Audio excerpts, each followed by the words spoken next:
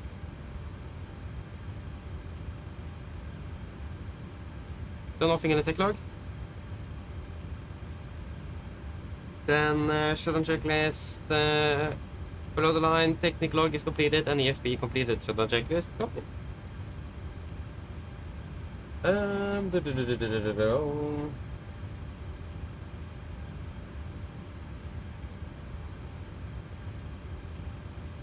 Yeah, exactly, Aniki, and he was basically, the trooper was on top of him, and then he turned around, and then he came to us, and then he didn't bother to do anything. Because the last transmission he gave on the advisory was that he was turning the little valve due to the 777, and then the 777 did exactly the same. Yeah.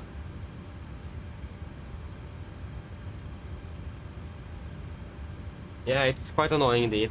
But we didn't crash or anything, so at least I was getting a bit worried if we would have got a terrain alert as well, because we were descending quite quickly at the point there. See, so the red bars, or the red bar, should I have your attitude right under it. At one point I had it quite well below it. So I was getting a bit nervous there about terrain, but yeah, we were still quite high, so but because of the descent rate we had, I was worried that we will actually also get a ground fix with the warning. But fine, thankfully we did not get it. What happened with deboarding? Why isn't that doing... What? No wonder nothing is happening here. Oh man, come on, GSX. Yeah, using chase plane indeed, and to be honest, I will say it is a little bit better. It is better than the FS Realistic. It is. I will recommend chase plane. I will. You have less customization of the camera movements in general, but I will say that the camera movements are smoother and better in general as well. So I would recommend it indeed.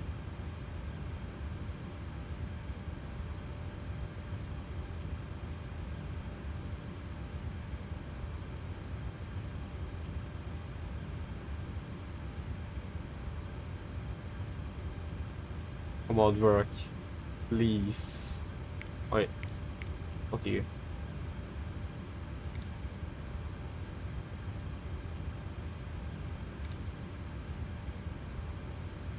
Finally.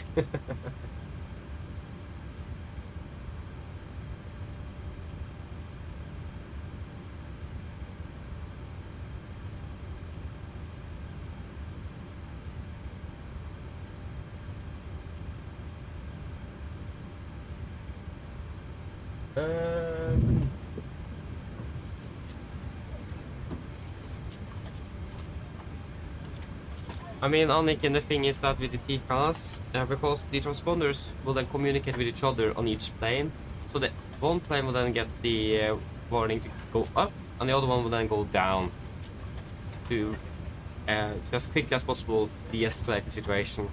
So in this case, we got the down, and the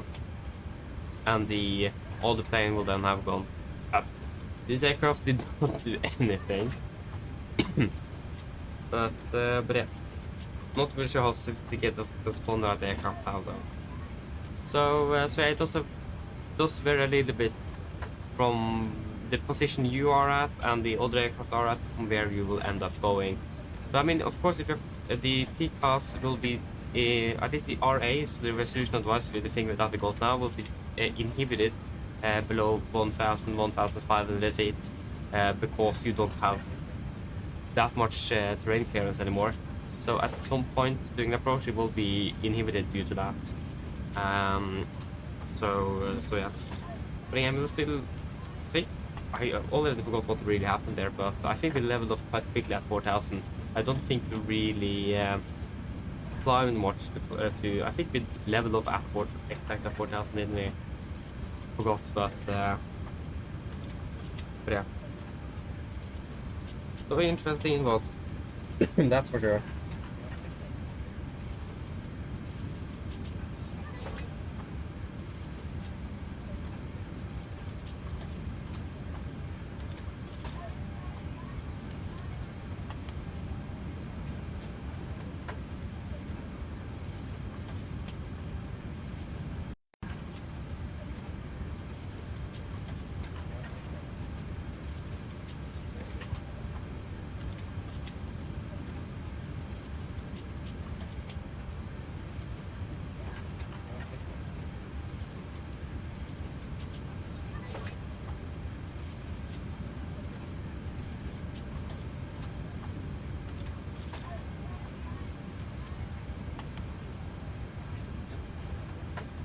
So yeah.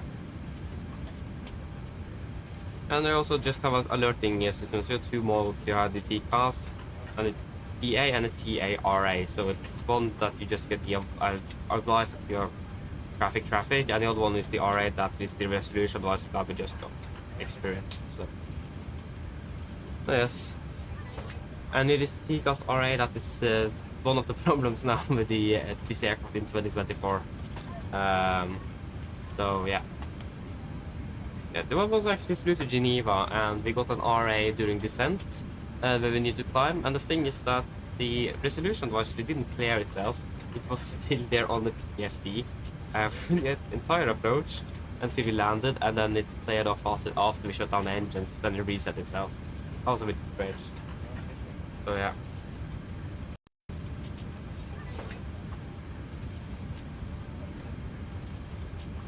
This is why we have ATC.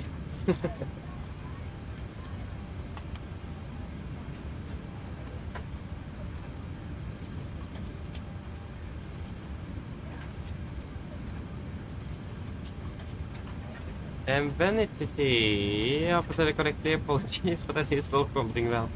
Please correct me. I don't think I said that correctly. Ooh. Oh. Okay, so you haven't been seen for many years. I can understand. Sounds good. Yeah, minimum. I bought my PC for 13,000, so I will say minimum 13. And I do struggle a little bit with FPS here and there, but this is with the old sim, 2020. The 2024 have really been released, and I think my computer runs that a bit better. So at least say a bit between 13 and 15,000 minimum. So you need a bit, you do. But again, that's because the simulator is so quite heavy on the frame rates. So yeah. I think with deboarding soon, so we can leave this aircraft.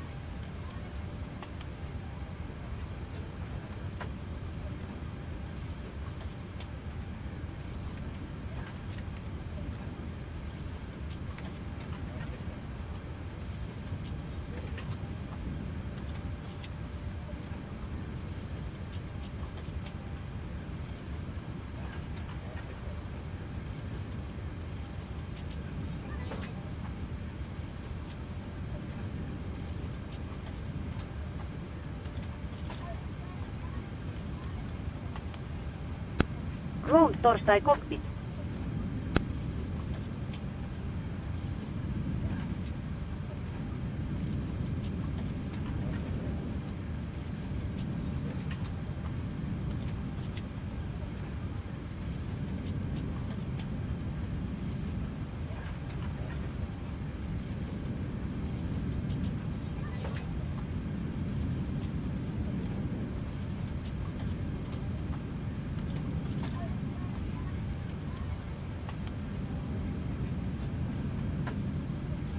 Yes. Took a long time to deboard these passengers.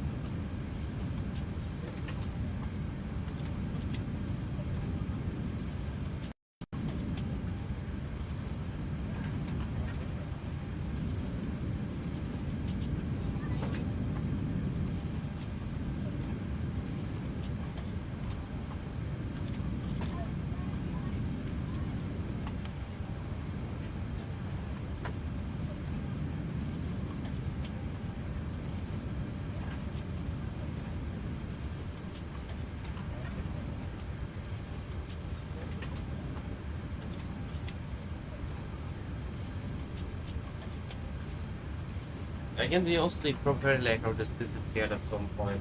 Not sure what happened with that.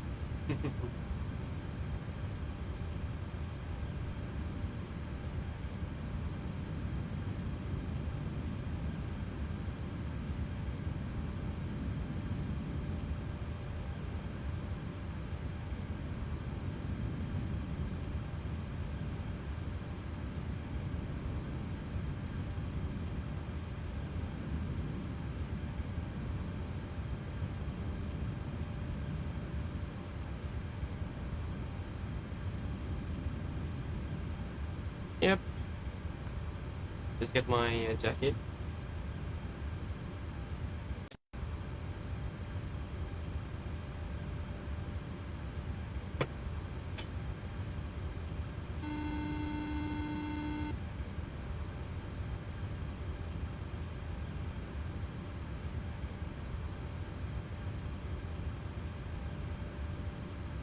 Hello.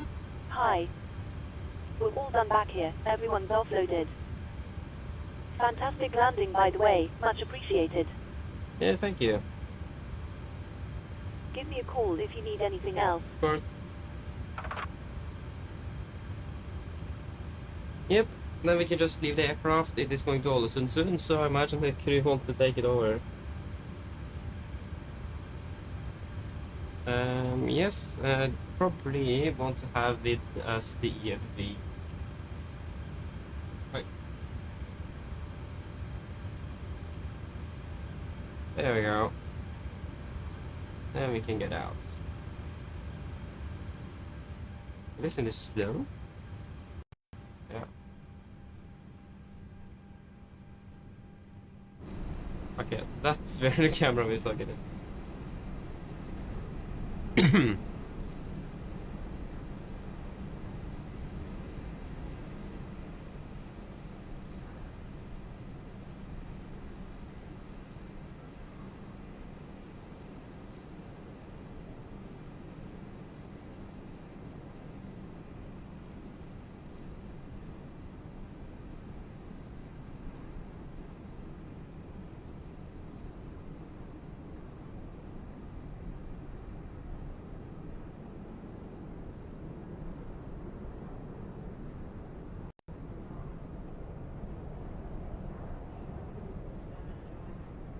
Again, we'll just, like we normally do, just end it here. I forgot that we actually found with November that I was looking for the red nose aircraft, and yeah, got that. Yes. So yeah, that should be it for today. We are back on tomorrow, of course, flying to Rome. That should be fun. So yeah, see you all tomorrow, and I hope to see you all again yeah, tomorrow or in the future. So have a great day, and see you all again on the next one. Bye bye.